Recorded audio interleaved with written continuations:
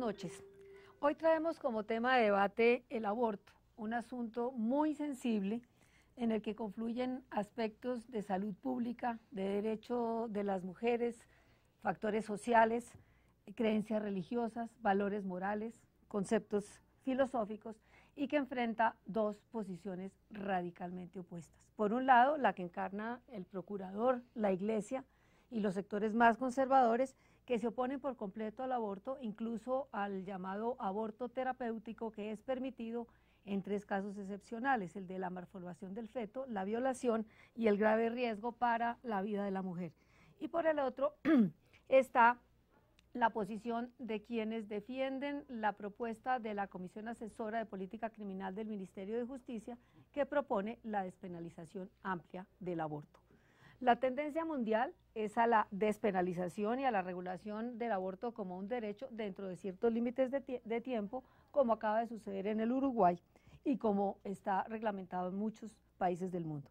En Colombia, pese a que, como hemos dicho, está despenalizado en tres casos excepcionales, la mayoría de los abortos se realizan en forma clandestina, en condiciones médicas y de higiene absolutamente precarias y con graves riesgos para la salud de las mujeres, en especial para las mujeres de los sectores más pobres y sobre todo para las mujeres del sector rural. Para analizar el tema que está hoy sobre el tapete y para aportar claves a este debate, junto a Antonio Caballero, que nos acompaña siempre en la conducción del programa, tenemos hoy al abogado Iván Garzón, profesor de Filosofía del Derecho de la Universidad de La Sabana y columnista del diario antioqueño El Mundo. El abogado y politólogo Mauricio García Villegas, exmagistrado auxiliar de la Corte Constitucional, profesor de Derecho de la Universidad Nacional y columnista del Espectador.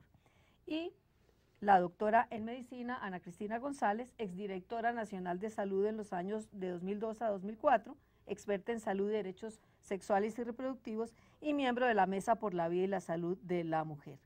Como ven, un panel de lujo al cual invito, como a ustedes que nos están viendo hoy, a ver un corto reportaje sobre el tema que nos sirve de base para la discusión, preparado por el equipo periodístico de Las Claves y el cual gira alrededor de los puntos de vista de uno de los miembros de la Comisión de Política Criminal, el doctor Rodrigo Uprimi, que servirá, como les digo, como punto de partida para la discusión.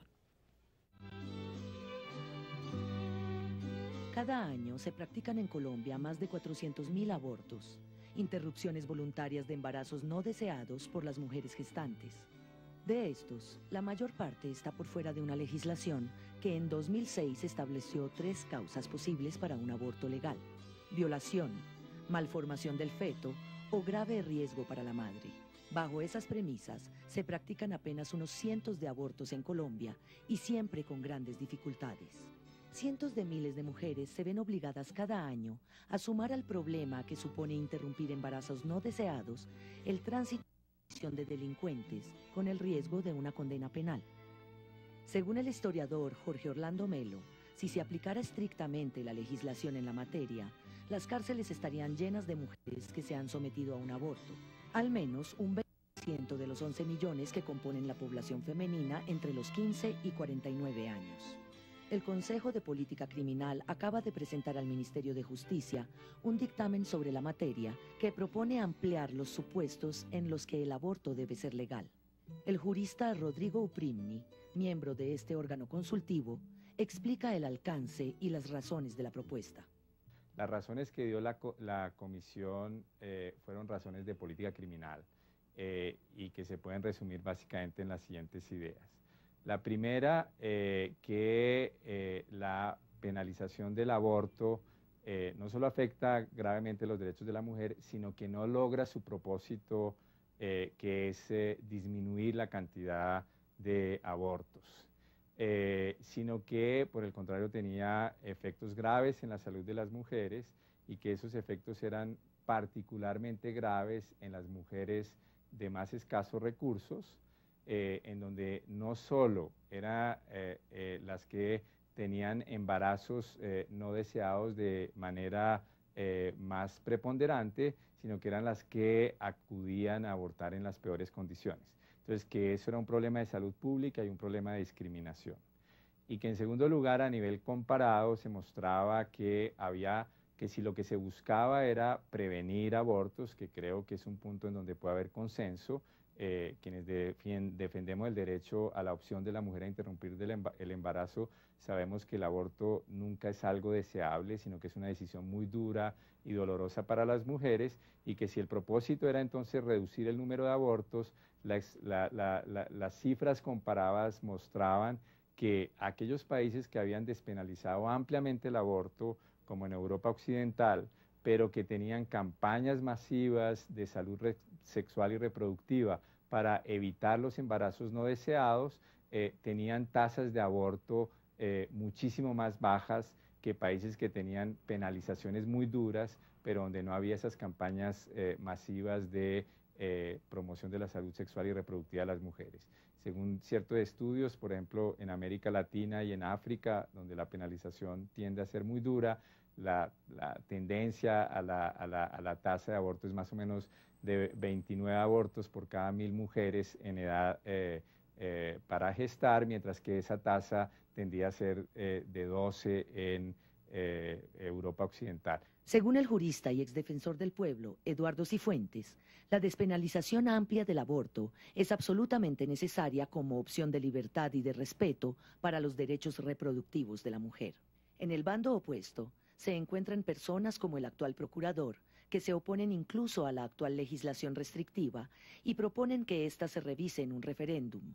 Para el jurista Rodrigo Uprimni, yo creo que lo importante es que empiece un debate político ilustrado, es decir, que se muestre la ineficacia de la actual política, los problemas de salud pública que genera y que se debata de manera más reposada y más calmada, y que cuando una vez la ciudadanía y las fuerzas políticas estén más ilustradas de la ineficacia de esta política, de los enormes costos que le impone a las mujeres y de la existencia de políticas alternativas más razonables, pues ya ahí podremos debatir si eso se somete o no a referendo o se toman medidas en el Congreso.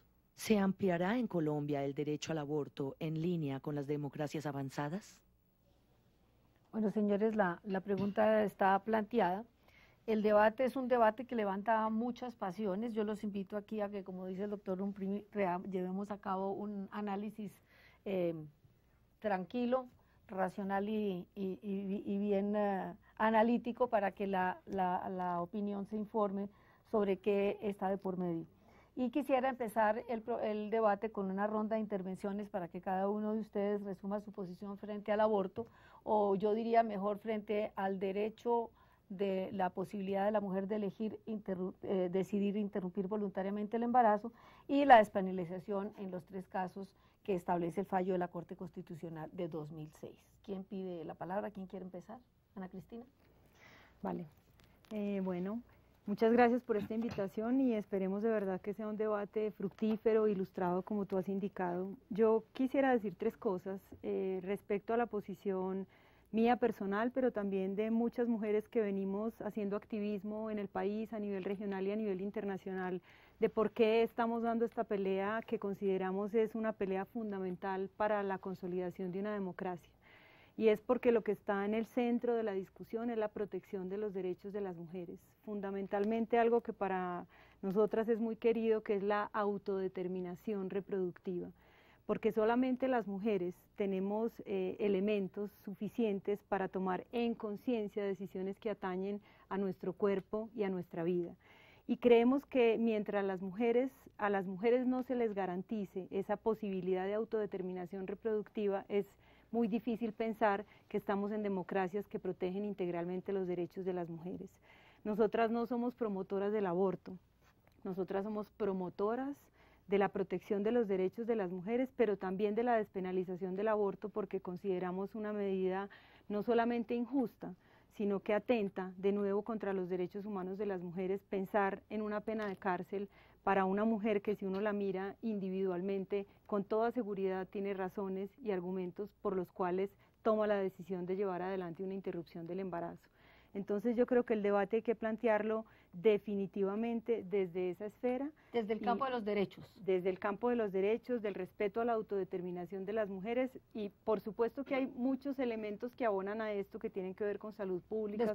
Después hablaremos de ese tema, correcto. Doctor Garzón. A ver, María Elvira, yo tengo una posición muy distinta. Yo creo que lo que está en juego en parte es un asunto de derechos, pero me parece que en esta discusión no se puede pasar por alto que lo que está en juego son los derechos del concebido, del que está por nacer.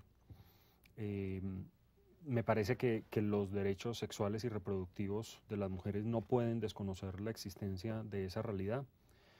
Creo que ha habido un salto lógico en el discurso de algunos promotores de esta postura, en asumir que a partir del 2006, después de la sentencia de la Corte Constitucional, lo que se consideró que en 3 casos y bajo ciertos supuestos no estaba penalizado, es decir, ya no se considera como válida la sanción de la prisión para la mujer en esos 3 casos y en esos eventos, que de esa despenalización se haya saltado a un derecho fundamental. Yo creo que en este caso hay una controversia que es muy sensible y que me parece que uno de los aspectos es el aspecto jurídico, pero creo que más allá de eso hay un asunto político y social. Es decir, me parece que no se puede desconocer mediante decisiones políticas institucionales, sean de la Corte Constitucional o sea de una determinada ley, que buena parte de la ciudadanía tiene una posición totalmente contraria a este tipo de prácticas, y que por lo tanto desconocerlas pero la tiene implica contraria, ir pero de el esas número creencias. de abortos clandestinos al año desvirtúa esa creencia, es decir, independientemente de que la gente en las encuestas se manifieste en contra del aborto, es que nadie está a favor del aborto, el hecho es que las mujeres por diferentes razones que son de este mundo, se ve muchas veces obligada a tomar decisiones que son absolutamente dramáticas, como es tomar la decisión de interrumpir voluntariamente el embarazo. Y yo coincido con que eventualmente la prisión no sea una solución adecuada. Es decir, me parece que estamos ante un dilema que a veces se plantea como entre 2 extremos. La prisión no, pero la prohibición sí. Es decir, la prisión no en la medida que lo que hace puede ser agravar un problema que es, yo creo que es real, y es esa decisión que puede tomar una mujer ante una circunstancia difícil. Pero me parece que por otro lado desconocer que existen unos derechos también para una persona que existe y que para mí tiene existencia desde el momento de la concepción. Lo que pasa es que desconocer también esa un aspecto discusión sobre el momento en que la persona por nacer tiene existencia como ser humano y en consecuencia tiene derechos, es una discusión que se da desde los 2 ángulos sobre distintos terrenos, es decir, los defensores de los derechos del ser recién constituido, dan por hecho que la vida existe, la vida humana existe desde el momento del coito. Y es decir, por razones de fe consideran eso, porque así se lo ha dicho la Santa Madre Iglesia u otro tipo de organización religiosa. En cambio, los que defienden el derecho de la mujer a escoger, a interrumpir el embarazo, parten en el terreno de la racionalidad. Entre otras cosas, digamos, desde el punto de vista religioso no existe la posibilidad de lo que se llama embarazo no deseado, puesto que el propósito del coito es únicamente el del embarazo, de la reproducción, de acuerdo con las enseñanzas, vuelvo de la Santa Madre Iglesia. Doctor Entonces García, se está discutiendo sobre dos terrenos diferentes. Premisas totalmente opuestas. Sí, pero yo quiero aclarar que mi comprensión, mi convicción en torno al inicio de la vida la resumo parte de dos razones. Primero, yo tengo amigos científicos y médicos, obstetras, que a partir de la bibliografía más relevante en esa materia reconocen eso como un hecho científico. Pero hay otros que reconocen lo otro. Segundo argumento. Que es que el embrión es un ser en potencia que desarrolla, que está en desarrollo. Y la pregunta cabría, y me gustaría que el doctor García interviniera, es el no nato como sujeto de derechos frente a la mujer como sujeto de derechos, ¿están en igualdad de condiciones? Bueno, digamos, háganos como una exposición de cuál es su posición frente al tema. Sí, yo pensando en lo que iba a decir hoy, como que tomé la decisión de tratar de encontrar un punto de encuentro, porque en estas discusiones, cuando hay temas morales o temas políticos involucrados, generalmente las intuiciones se sobreponen a los argumentos y a las razones. Pero inclusive en este caso, donde la discusión es tan pasional, yo creo que hay algunos puntos donde nos podríamos poner de acuerdo. Algunos de ellos han sido ya mencionados. Entonces yo lo resumiría en 5 puntos. En primer lugar, digamos, aquí nadie está hablando de que a una mujer que cree que el embarazo, que cree que abortar es indebido, se le obligue a abortar. Nadie está pretendiendo eso. En segundo lugar, nadie está diciendo que el aborto es una cosa banal, digamos, que abortar es como sacarse una muela, digamos, el aborto es una cosa delicada, el Estado tiene derecho a intervenir, es un asunto problemático, y es un asunto polémico, y es un asunto dramático. En tercer lugar, justamente por eso, y ya lo dijo Ana Cristina, los que defendemos la posición de la despenalización del aborto no somos proabortistas. No estamos defendiendo el aborto, ni promoviendo el aborto, ni haciendo campañas para que la gente aborte. Estamos simplemente defendiendo la idea de que ahí a esas personas no se las penalice con la cárcel o con otra cosa.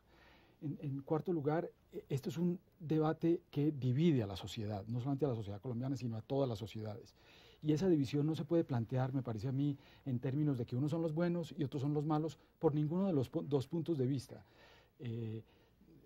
Casi todo la parte norte occidental del mundo tiene una posición liberal, mientras que la parte del sur tiene una posición restrictiva, y los del sur no son los buenos y los del norte los malos, o viceversa. Más aún, hay mucha división incluso al interior de los dos bandos. Dentro de la Iglesia no hay unanimidad. Bueno, dentro de la Iglesia, si entiendo por Iglesia, dentro de la comunidad de católicos no hay unanimidad tampoco. Hay muchísimas personas que adoptan frente al aborto una posición similar a la que desde hace muchísimos años han adoptado sobre las políticas anticonceptivas, que es, digamos, en ese punto no seguir a la Iglesia, no seguir al Vaticano, y no por eso perder la fe, ni considerarse unos apátridas, ni nada por el estilo. Entonces el tema es muy debatido. Hay asociaciones en Colombia que defienden la posibilidad de que las mujeres opten en conciencia y aborten cuando creen que... por el derecho a decidir. Exacto. En quinto lugar, a mí me parece que las personas que son católicas tienen todo el derecho a defender su posición en el debate público, tienen derecho a conformar partidos políticos, tienen derecho a ir al Congreso, inclusive a luchar por la presidencia de la República, inclusive a tratar de cambiar la Constitución colombiana. Inclusive los funcionarios públicos que son católicos tienen derecho a interpretar la ley y la Constitución en un sentido que más favorezca sus convicciones, siempre y cuando lo hagan dentro del marco de la razonabilidad de interpretación legal y constitucional. Lo que creo que puede ser motivo de acuerdo, y que yo creo que muchos católicos están de acuerdo, es que eso, cambiar la Constitución y la ley, no se puede hacer desde la función pública, no lo pueden hacer los funcionarios públicos. Eso es un principio fundamental del derecho, así como en el Vaticano no puede haber cardenales ateos, pues en el Estado no puede haber altos funcionarios del Estado, ni siquiera altos funcionarios del Estado que estén en contra de la Constitución y de la ley. Y por último, yo creo que podría haber un acuerdo en la idea de que, mejor dicho, un católico podría estar perfectamente de acuerdo. Yo tengo muchos amigos que piensan en ese sentido, que él nunca abortaría, ni sus correligionarios, ni nada por el estilo, pero que en términos de sociedad y en términos de debate público estaría de acuerdo con que esa sería la norma adecuada. Doctor Garzón. Yo quiero hacer una moción, y es no encasillar el debate entre católicos y no católicos. Yo creo que, si bien es cierto, como mencionaba Mauricio, hay aspectos morales, religiosos, filosóficos y de muchos y de otros de otra naturaleza involucrados en esta discusión, y yo creo que hoy en día es el tema divisivo por excelencia de las sociedades modernas. Me parece que es importante que la discusión no se plantee en términos de que unos están de acuerdo con esto porque tienen esta creencia. En ese sentido, yo difiero con Antonio de la perspectiva de que el inicio de la vida es una enseñanza de la Iglesia. Yo creo que es un hecho científico, y hay una discusión científica sobre eso. Hay una discusión. Como sobre muchas materias. Pero no hay una verdad absoluta, no la tiene la Iglesia y no la tiene... Mi segunda convicción, a la que me refería ahora, de esta creencia, es que yo soy padre de familia. Y yo, desde el momento en que mi esposa concibió nuestro primer hijo, tuve la conciencia y la experiencia personal de que ahí había una vida con todas las condiciones Pero que yo se le iba a pregunto, desarrollar durante si el en proceso un de momento gestación. dado no le sucedió, le dicen a su esposa que continuar el embarazo arriesga su vida y usted tiene otros hijos, ¿usted arriesga la vida de su esposa? Lo que pasa, María Elvira, es que Por yo creo que ese es un dilema. Yo no soy médico. Es un dilema moral. Pero es un dilema de muy poca ocurrencia, porque lo que a mí los médicos, amigos me han contado, obstetras, insisto, es que ese dilema normalmente no se le presenta a un médico, pero que además el deber de un médico es salvar a las dos personas que están en juego, no optar por una de las dos, porque entre otras cosas sería muy arbitrario eso, que un médico en un momento decidiera cuál de las dos puede vivir. No, pero entonces Pero volvemos Iván, al yo tema de los una sujetos de cosita, derechos. pero A ver. una cosita chiquita, Iván. Una práctica muy frecuente en toda la población, pero particularmente en las mujeres católicas, o también mejor en las mujeres católicas, es la fecundación in vitro. Y la fecundación in vitro lo que hacen es coger varios óvulos con espermatozoides, mirar a ver cuál finalmente es más maduro y está en mejores condiciones de poder producir una fecundación adecuada en la madre. Y entonces, finalmente, después de tener una opción de 4 o 5 óvulos fecundados, los médicos optan por uno y rechazan a los demás. Eso produce una enorme felicidad además para las mujeres católicas, que no han podido tener hijos de otra manera, y digamos, muchísimas familias católicas aceptan eso. ¿Por qué negar esa posibilidad? Y eso es la misma situación de un aborto. Ahora, continuando con ese caso, Mauricio, hoy en día hay un problema real en esos bancos de óvulos fecundados, porque la pregunta es qué se hace con los óvulos que fueron fecundados pero que no son viables. Y hoy en día están congelados a la espera de no se sabe qué decisión, porque efectivamente para llegar a ese proceso se tienen que correcto, pero digamos intentar. Que dejemos les planteo que dejemos ese debate de los óvulos para otro día. Y Ana Cristina quería decir unas cosas y después de que hablemos, digamos que no lo agotamos porque el tema de los derechos no se agota, pero quisiera trasladar del tema de los derechos que pasemos al tema de salud pública. Ana Cristina. Yo quiero decir 3 cosas sobre esta discusión. La primera, que parecía estar pasando acá, pero no, porque alcé la mano varias veces, es que en esta discusión la voz de las mujeres es prácticamente inexistente. Y el país y las normas no se pueden seguir haciendo sin que las mujeres, que somos las principales afectadas, por cualquiera que sea la decisión que se tome, hagamos parte muy activa y parte muy sustantiva de este somos debate. Las que abortamos. Eso pasó tradicionalmente, las normas están moldeadas por una cultura patriarcal y nosotras no vamos a permitir que eso siga sucediendo, porque creemos que la única manera de tener una sociedad, entre otras en paz hago la cuña, es que las mujeres hagamos parte activa de la construcción de esta sociedad. Entonces, la voz de las mujeres es fundamental, y eso lo ligo con una cosa que tú decías cuando te hicieron la pregunta del embarazo de tu esposa, que los médicos no pueden optar, es que la que debe optar es la mujer. El profesional no es el que toma la decisión por la mujer, ni de interrumpirle un embarazo, ni de obligarla a continuar un embarazo, porque tan duro es para una mujer que le prohíban interrumpir un embarazo, es decir, que la obliguen a continuar un embarazo, como que le impidieran embarazarse. Imagínate que te impidieran embarazarte, ahora imagina que te obligaran. Yo creo que esa es, digamos, una circunstancia que hay que tener en cuenta. Y lo último que quiero decir, aunque tú seguramente vas a entrar enseguida al tema de salud, no lo voy a tocar, es que sobre el tema de la vida en gestación, yo creo que aquí no estamos negando que hay vida, los espermatozoides tienen vida, los óvulos tienen vida, yo creo que la discusión no es sobre si hay vida o no, la discusión es sobre el momento en que esa vida se convierte en persona, pero además también hay una discusión y hay que decirla explícita y transparentemente a la gente. Usted sabe más que yo de eso, doctor, porque usted es abogado, que es la ponderación de los derechos.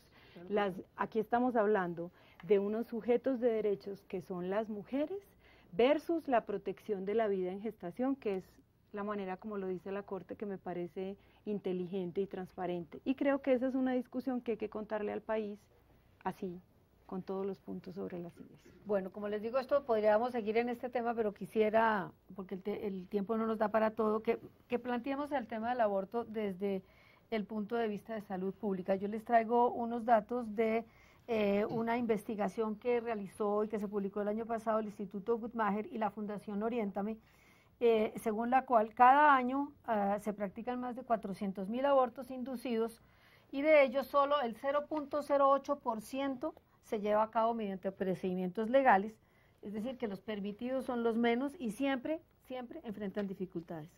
Que cada año una de cada 26 mujeres en edad reproductiva tiene un aborto, que en Colombia la tasa de abortos es de 39 por cada 1.000 mujeres, que está muy por encima del promedio latinoamericano, que es de 30 por 1.000, según la Organización Mundial de la Salud, que cada año 132.000 mujeres sufren complicaciones derivadas de abortos inseguros, hechos en la clandestinidad, con consecuencias para su salud y que incluso en muchos casos derivan en la muerte, que solo 9 de cada 1.000 mujeres reciben tratamiento médico después de los abortos y que cerca de las 2/3 partes de las instituciones que podrían prestar atención post-aborto no lo hacen.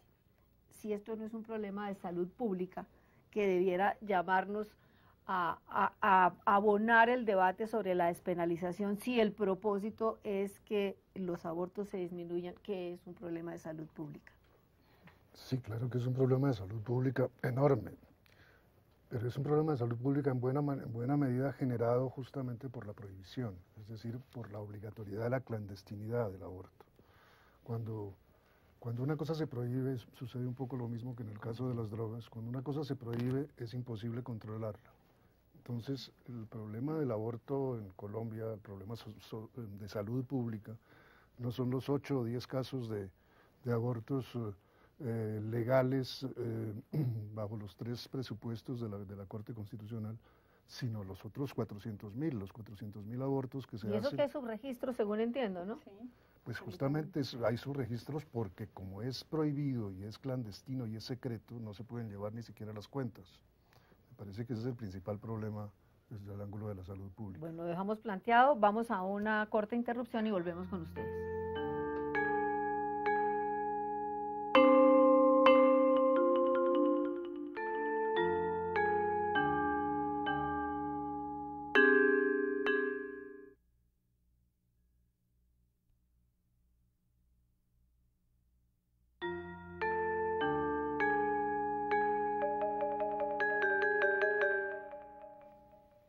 Hemos planteado al final de la primera parte del programa el aborto con problema de salud pública. Dimos unos datos y la sola cifra de más de 400.000 abortos clandestinos al año son para ponerle a uno los pelos de punta. Doctora Ana Cristina, usted como médica, ¿por qué no nos da una visión del problema? Bueno, yo quisiera un poco retomar sobre lo que estaba diciendo Antonio y las consecuencias, digamos, de la clandestinidad sobre el problema de salud pública, que me parece que es donde radica, porque la magnitud definitivamente pues es tremenda, la contribución de los abortos inseguros a la mortalidad materna es muy importante en el país, las complicaciones digamos, que resultan de un aborto inseguro, que son más o menos, se calculan unas 132.000 mujeres, que es cerca de un 30%, y ese porcentaje incluso puede ser superior al 50% cuando se trata de mujeres que viven en las zonas rurales. Y aquí solo para introducir un elemento que es el de la inequidad, y es qué diferencias genera esta prohibición y esta penalización entre quienes tienen y no tienen oportunidad de acceder a un servicio. Pero creo que la consecuencia desde la perspectiva de salud más importante tiene que ver con las condiciones en que se puede dar el aborto, porque aquí, digamos, hay también una serie de malentendidos que creo que hay que empezar a ayudarle a la gente a darle elementos para que entienda que una cosa es un aborto practicado en condiciones seguras y una cosa es un aborto practicado en condiciones inseguras. Y ese es el problema principal. La Organización Mundial de la Salud ha sido absolutamente clara y explícita y lo acaba de ratificar en su guía, lineamientos para la atención del aborto seguro, que el aborto es un procedimiento de muy bajo riesgo siempre que sea practicado en la institución que corresponda, por profesional debidamente entrenado, y evidentemente la apuesta también es a que las mujeres puedan interrumpir la gestación de manera temprana, porque con el incremento, digamos, de las semanas de gestación pueden incrementar los riesgos. Ahora, no es lo mismo un aborto practicado en condiciones inseguras por una persona que no está capacitada, o en una institución que no cumple los requerimientos de habilitación, o en el peor de los escenarios, cuando las mismas mujeres se tienen que practicar el aborto, bien sea con el misoprostol, que también tiene, digamos, una cantidad de consecuencias, la imposibilidad de no acceder al medicamento. Por suerte ahora tenemos un anuncio positivo para el país y lo van a incorporar en el POS, pero eso, digamos, de alguna manera hay casos muy dramáticos. Por ejemplo, en Brasil a las mujeres les toca conseguir el misoprostol en las mismas redes donde compran droga, entonces es como una revictimización encima de la penalización del aborto. Pero también las mujeres que acuden a métodos inseguros para practicarse un aborto, hierbas, ganchos y otras cosas, digamos, más dramáticas. Entonces yo creo que esa es una distinción muy importante desde la perspectiva de salud. La otra es lo que tiene que ver con la salud. Yo creo que tenemos que empezar a discutir qué entendemos por salud, porque a mí me sorprende cuando usted dice que los médicos nunca enfrentan la situación de riesgo de salud para las mujeres. Lo que pasa es que si uno entiende a la salud como simplemente el riesgo de morir y no como un estado de bienestar completo, físico, mental y social, pues están dos escenarios, aunque también el riesgo de morir es bastante común y por eso tenemos una tasa de mortalidad materna evitable tan alta en nuestro país para los índices de desarrollo que tenemos. Doctor Garzón. Lo que yo creo es que el concepto de salud no se puede estirar hasta el punto donde decir que cuando un embarazo genera trastornos en la persona psíquicos y que obstaculiza su plan de vida propuesto anteriormente al embarazo, eso justifica el aborto, como es el caso que examinó la Corte hace 2 años, en el cual efectivamente bastaba una fórmula en la cual un médico certificaba que la niña que solicitaba el aborto manifestaba que el embarazo truncaba sus planes de vida y que por lo tanto eso él consideraba que era admisible abortar. A la cantidad de hijos no deseados. Lo que pasa es que, María Elvira, yo insisto que lo que no podemos perder de vista es que estamos ante un derecho cierto que es el que está por nacer. ¿Pero usted quiere ver a todas esas mujeres en la cárcel? No, por supuesto que entonces, no. Lo que no quisiera es que las razones para abortar fueran tan elásticas que bastaría con cualquier decisión de la mujer para hacerlo. El caso de Uruguay, por ejemplo, es muy interesante. Se ha dicho mucho que la decisión del Congreso uruguayo significa un paso de modernidad y progresismo. Varias consideraciones. Primero, es una decisión que terminó 50-49, lo cual evidencia la división absoluta que existe. Pero Segundo, eso es una división en el Congreso. Perdóname que te interrumpa porque yo vivo parte del año en Uruguay y eso es lo que pasó en el Congreso, pero las encuestas desde hace muchos años en el Uruguay te vienen mostrando que más del 63% de la ciudadanía aprueba la despenalización del aborto. Y es importante. Usted sabe, doctora Ana Cristina, que las encuestas en este país muestran precisamente todo lo contrario. Mauricio Vargas escribió una columna que con seguridad ustedes leyeron, en el cual muestra que la desaprobación del aborto es más bien porque no tenemos que ver, yo creo pero no solo eso, es que yo creo que se plantea la pregunta mal. ¿Usted está de acuerdo con el aborto? Nadie está de acuerdo con el aborto. Lo que yo creo que se debe preguntar, ¿usted cree que las mujeres tienen derecho a abortar cuando su conciencia le diga que esa es la salida? Esa es una pregunta distinta, Elvira, porque yo creo que nadie va a contestar, va a decir, sí, queremos abortar, todas queremos abortar. Pero si estamos ante un caso de ponderación, como se mencionó ahora, ¿por qué no plantear la pregunta también de si aquel que está por nacer y fue concebido tiene derecho a vivir? Doctor García, a ver. Yo quería decir una cosa, empatándola con lo que dije inicialmente. Si, digamos, estamos de acuerdo por lo menos en una cosa básica, que es hacer un debate razonable. Y si el debate razonable consiste en que cada una de las partes trate de oír a la otra persona y oiga los argumentos de la otra persona, yo creo que un punto muy importante es que esta discusión no se reduzca a la cuestión metafísica de si el óvulo fecundado es un ser humano hecho y derecho o no. Porque ahí no terminamos nunca, entre otras cosas, ahí la discusión se convierte en una discusión en donde unos le dicen asesinos a los otros y entonces los otros pues se van, que es lo menos que pueden hacer. Entonces, digamos, saquemos... Es que además, doctor García, el proyecto, el proyecto que presentan los conservadores para volver a repenalizar todo, dice que es que el aborto es un crimen. Es decir, ya la mujer que aborta es una criminal. Sí, bueno, eso es verdad. Entonces, digamos... Uno de los pasos, después de aceptar que vamos a oír al otro y que vamos a hacer una discusión razonable, uno de los pasos es oír las evidencias empíricas que se han dado en este caso y que muestran fundamentalmente, con una información abrumadora que muestran que la penalización es ineficaz para disminuir el aborto. No solamente es ineficaz, es contraproducente. ¿Crea problemas graves? No, allá voy. Además de ser ineficaz, es contraproducente. Donde más se penaliza, hay más abortos. En los países en donde se tiene una legislación, como decía Rodrigo Primi hace un momento, una legislación más liberal, acompañada de campañas de educación sexual y reproductiva, en esos países se baja sustancialmente el aborto. 30 en América Latina por 1000 mujeres gestantes a 12 en Europa. Entonces, es ineficaz, es contraproducente, como decía la doctora Ana Cristina, es discriminatoria. A las que peor les va es a las mujeres que son más pobres y que están en las zonas rurales. Si uno como católico, y es la posición que yo he visto en muchos amigos católicos que yo tengo, si uno como católico lo que quiere es defender la vida, y lo que quiere es que haya menos abortos, y lo que quiere es que haya más vida, pues, y a mí me ponen a debatir o a escoger entre estas dos políticas, una que salva más vidas, que es la de la liberalización con campañas de educación, y la otra, pues yo como católico escojo la primera. Sí, aquí lo que no se puede es convertir las campañas de educación en derechos sexuales y reproductivos, como intentó hacerlo el procurador, en una campaña pro aborto. Entonces, esto nos lleva a otro tema. Pero además porque yo creo que, complementando lo que tú dices de las políticas en educación, está absolutamente demostrado que una política integral en salud pública tiene que incorporar educación sexual, pero tiene que incorporar también acceso a métodos anticonceptivos con continuidad, con disponibilidad, todos los métodos que ofrezcan distintas opciones para las jóvenes, para las que ya decidieron no tener más hijos en forma definitiva,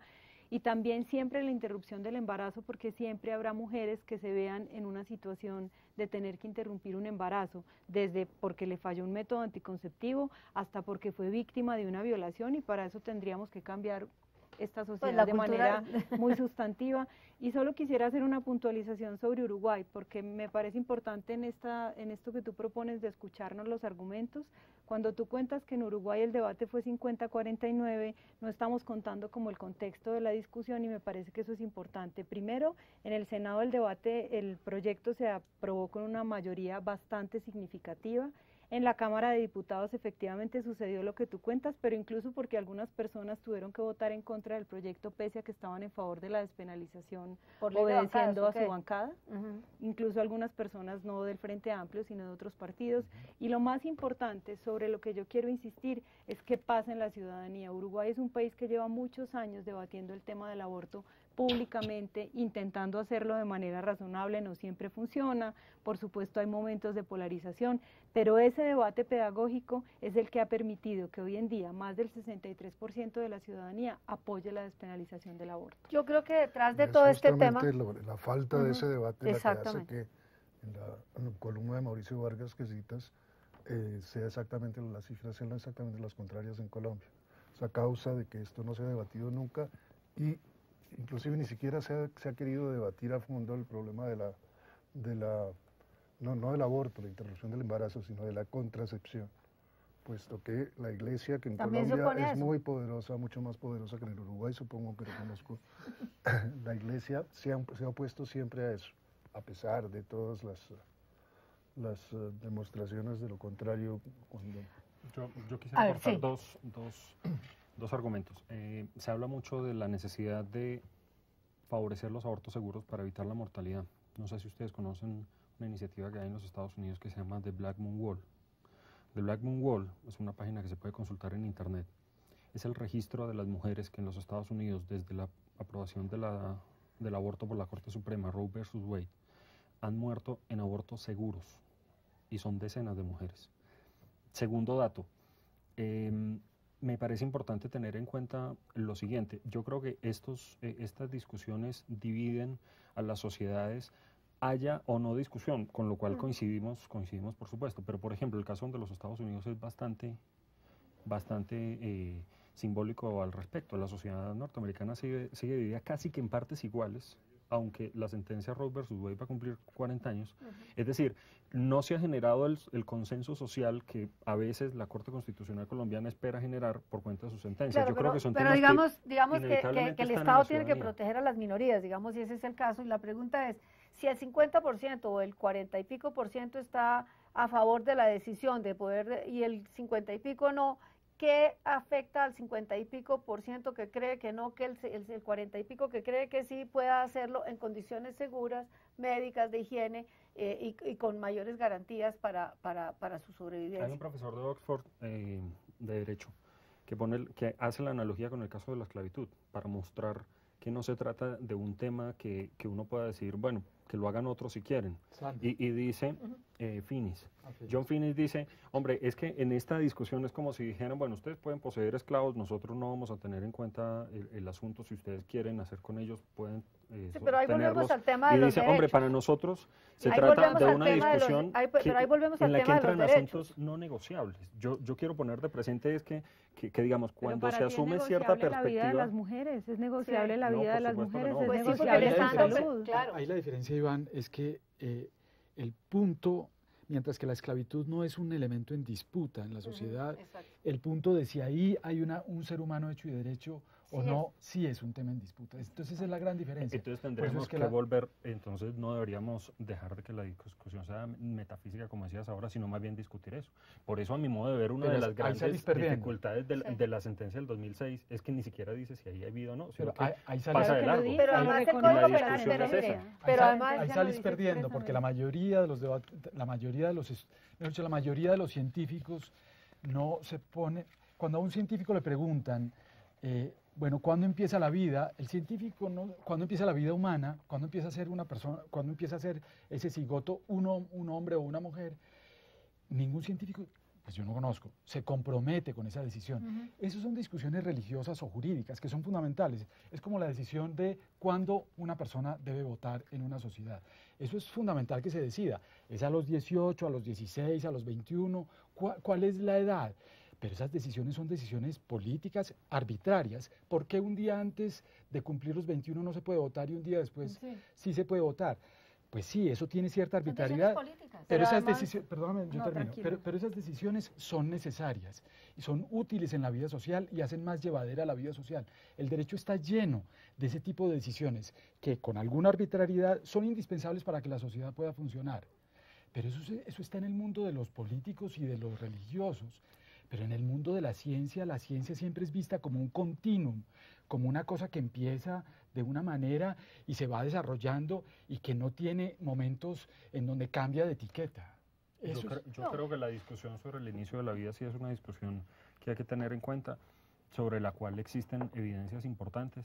Mauricio, pero además, en esos temas, así como usted tiene teorías científicas, científicos y obstetras y lo que sea que le apoyan su tesis, la otra posición puede acudir exactamente a lo mismo, entonces se vuelve interminable. No es un tema arbitrario, es decir, no creo que sea un tema... Pero yo creo que no se podemos pueda tampoco decidir. reducir el debate sobre la despenalización del aborto a ese ámbito de la discusión, porque mientras se resuelve, las mujeres se van a seguir no solo muriendo, porque entre otras, hoy en día las mujeres se mueren menos por el aborto porque pueden acceder al aborto con medicamentos, pero son víctimas de complicaciones que además comprometen su salud reproductiva muchas veces por el resto de la vida.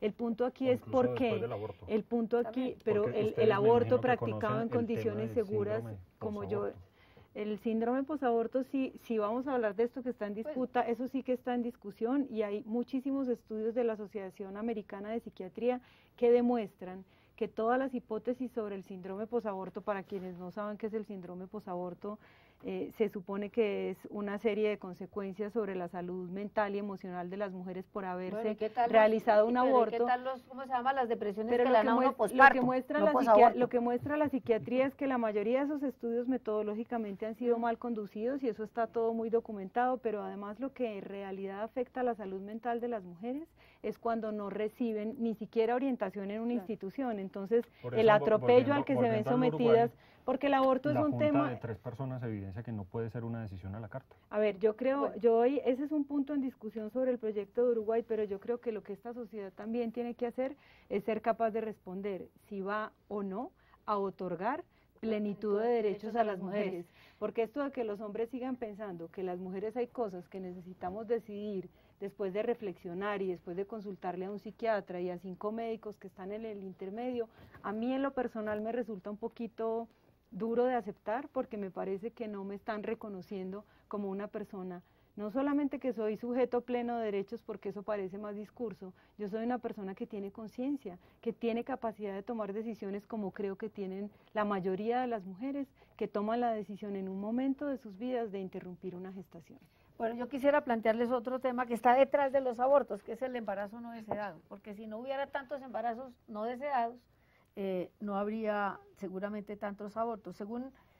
Y las cifras sirven para ilustrar el problema. Según el Fondo de Población de Naciones Unidas, 7 de cada 10 embarazos de jóvenes entre 15 y 19 años son no deseados. Y según la investigación que les mencioné del Instituto Guttmacher y la Fundación Oriéntame, cada año hay 89 embarazos no deseados y no planeados por cada 1000 mujeres entre 15 y 44 años, una tasa 25% más alta que el promedio de América Latina y el Caribe. Y lo más grave de todo es que el 44% de los embarazos no deseados terminan en aborto. ¿Qué hacer? ¿Qué está fallando? Yo creo que lo que está fallando ahí es fundamentalmente la educación. Que no hay suficiente educación en temas de sexualidad y de reproducción.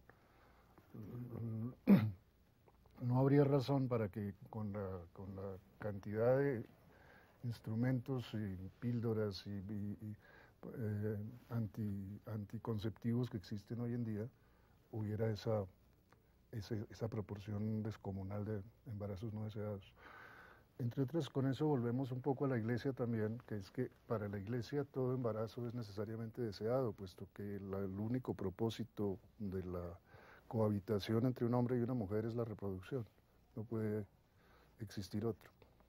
Pero si la solución pasa por la educación, pues porque los hechos demuestran más bien que a pesar de la promoción de los métodos de planificación, yo creo que no ha sido suficiente, pero promover métodos anticonceptivos no es hacer educación. Yo creo que aquí hay dos elementos importantes que agregar. Uno, yo agregaría lo de la educación, también la legitimidad, el reconocimiento, digamos, social de que los jóvenes inician su vida sexual y muy que temprano. Esa vida sexual tiene que ser, tiene que ir con un acompañamiento que viene de la educación en el ámbito del hogar y en el ámbito de la escuela.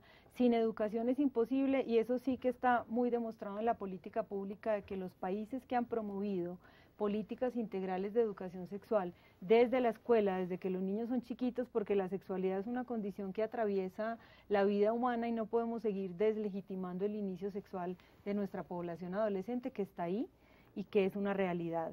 Yo creo que está el tema de la legitimidad, está el tema de la educación, y también creo que hay un problema social tremendo, porque muchas mujeres adolescentes se embarazan porque en cierta manera entienden que ese es su único proyecto de vida y la única manera de adquirir o reconocimiento social, de alguna manera muy dramática, y esos programas, digamos, de educación sexual también se acompañan de políticas amplias de acceso a métodos anticonceptivos y la parte cultural, porque tú puedes tener educación, puedes tener métodos, pero si tampoco transformas las relaciones entre hombres y mujeres, y si en el ámbito de una pareja la mujer todavía es víctima de coacción, es víctima de violación, no puede tomar decisiones para ir y usar un método anticonceptivo, o si se lo propone al marido, el marido va a pensar que quién sabe por qué la mujer le está proponiendo usar un método, por qué usar un preservativo. Eso fue lo que llevó, por ejemplo, en Brasil a que las mujeres se infectaran del VIH-Sida, porque si estaban casadas, porque iban a usar preservativo. Entonces, el tema cultural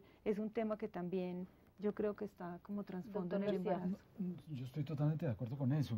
Y yo creo que aquí, no obstante que esta sociedad supuestamente está secularizada, digamos que ya en el cabo de 50 años pasó de ser una sociedad rural a ser una sociedad urbana, y que ya la mayoría no, pero digamos una buena parte de la población no sigue los ritos católicos y digamos ha adquirido una cierta independencia en relación con las jerarquías católicas. No obstante todo eso, yo creo que la cultura católica en relación con el sexo, con relación con todo lo que tiene que ver el sexo, es algo que sigue y sigue casi intacto.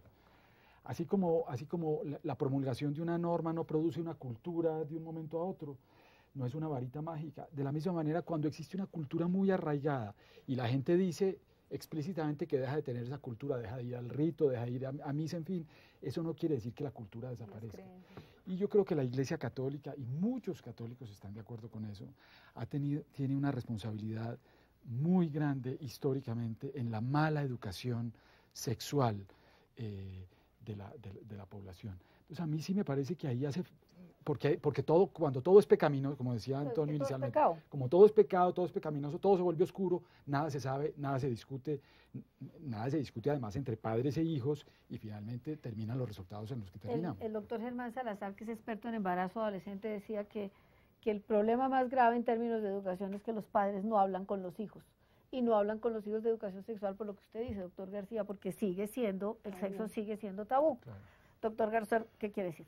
Yo coincido con que es un tema cultural, pero usted está como a favor de esa cultura. No, estaba pensando que el último libro de Mario Vargas Llosa es muy interesante porque él cuestiona la desvirtuación que existe detrás de muchas de las campañas de educación sexual y reproductiva, y comenta específicamente el caso de algunas que se han dado en España. Y dice, hombre, cuando el erotismo y la sexualidad pierden su razón de ser, pues finalmente termina convirtiéndose eso en una cosa que no libera al ser humano, sino que más bien lo esclaviza. Claro, pero de eso otro lleva, problema, ese es otro Pero ese es problema, otro problema y ese con el que nos estoy de devuelve acuerdo. al tema de la educación, Por eso, exactamente. Por eso coincido con que es un tema cultural, pero me parece que la solución va precisamente en la línea de redescubrir el valor de la sexualidad. Yo no comparto con que en eso tenga responsabilidad la educación católica, para la cual todo es pecado. Yo creo que no es así. Yo he recibido una formación católica. Y por otro lado, y no comparto eso de que se plantea así, por lo menos a mí no me lo plantearon así. Se salvó. Sí. Y por mí otro lado, creo, María Elvira, que si más bien los adolescentes tuvieran esa noción del valor de la sexualidad, de la proyección que eso tiene, de la proyección que la misma tiene en la conformación de una familia y en la estructuración de un plan de vida, no estaríamos ante el problema que estamos ahora, que es precisamente que simplemente interesa el momento, y como interesa el momento, pues mañana salgo del problema. Yo creo que más bien eso desvirtúa la sexualidad, no lo contrario, que lo contrario es precisamente entenderla como una dimensión del ser humano dentro de un proyecto de vida. Pero vuelvo a plantearle la pregunta, perfecto, estamos todos de acuerdo en que hay un problema de base, de raíz, que es un problema de educación integral, que no la estamos recibiendo, que no la están recibiendo nuestros jóvenes, como no la recibí yo, lo digo yo, y dicen a Cristina que ella también fue víctima de eso. Otra diferencia Entonces, que yo creo es que la solución no es es entonces responsabilidad del penalizar, Estado. No. entonces prohibirle a la mujer cualquier que tome anticonceptivos, que no... O educarla en su sexualidad para que forme una familia. Educarla solamente para ser mamá, porque para eso fue que nos trajo Dios al mundo, para traer hijitos. En este proceso de la sexualidad yo creo que no es responsabilidad del Estado, es responsabilidad de las familias. Y yo creo que las familias tienen que asumir ese papel. Yo no creo que podamos pretender que el Estado resuelva todos los problemas sociales. Estoy en desacuerdo con eso. Y en eso soy totalmente liberal. No tiene los Estado problemas. no tiene por qué resolver todos los problemas sociales, pero el Estado naturalmente Pero le tiene que políticas intervenir educativas. en la educación. Por supuesto. ¿A usted le parece que la educación no es problema del Estado, sino únicamente de las familias? La educación sexual, yo personalmente creo que no. El resto La de la educación sexual sí, pero la es parte una sexual, parte de la educación en general. También estoy en desacuerdo O es que cuando se o promueven al ciertas ideologías desde esa educación. Lo que está pasando en Bogotá, por ejemplo, con las medidas que impulsó Petro. Estoy en desacuerdo con que más bien se le plantee una sola visión de las cosas a los adolescentes. Pero yo creo que ahí también usted está sesgado, porque esa no es la idea. La idea es que sea una educación incluyente, que acepte que hay personas que tienen orientaciones sexuales distintas, que son tan sujetos de derecho como somos todos nosotros. No creo que le estén enseñando a la gente que... Yo he recibido el testimonio de que es una cosa impositiva y muy sesgada precisamente en esa línea. Bueno, Por eso nos da para otra discusión. Bueno, sí, aquí, a ver, doctor García, cierre el programa porque me están haciendo señales de que se nos acabó el tiempo. Como les digo, bueno, podríamos sí, durar años hablando de esto. Sí, tal vez esto dé lugar para una cosa que merezca más tiempo, pero un argumento muy frecuente de los católicos es decir, nos sentimos minoría porque en una sociedad donde hay pluralismo no se tenga tan en cuenta nuestras posiciones como las posiciones de los otros, no solamente de los católicos, de los protestantes en los Estados Unidos, en fin, por ejemplo con el tema de la evolución, de las especies. Entonces los profesores católicos u otros católicos dicen, bueno, en los colegios, ¿por qué no se enseña la teoría de la evolución con la misma fuerza que se enseña las otras teorías? Y yo creo que ahí, digamos, el pluralismo no puede llegar hasta ese punto de que cada una de las religiones o cada uno de los puntos de vista o de las cosmovisiones indígenas, otras, tenga un desarrollo similar. Tiene que haber libertades. Si no hay libertades, la sociedad no funciona. que cada uno en su familia y que cada uno en su fuero individual escoja, pero en el espacio público no, en el espacio público tiene que ser un ámbito de libertad. Entre otras porque esperamos que en un Estado laico como el nuestro la política pública no esté determinada por una creencia religiosa en particular. Y bueno, cerramos el programa con la voz femenina. El que ríe de último ríe mejor. Les agradecemos que nos hayan acompañado en este programa. Los esperamos el próximo martes para otro debate sobre temas de interés público. Buenas noches y muchas gracias.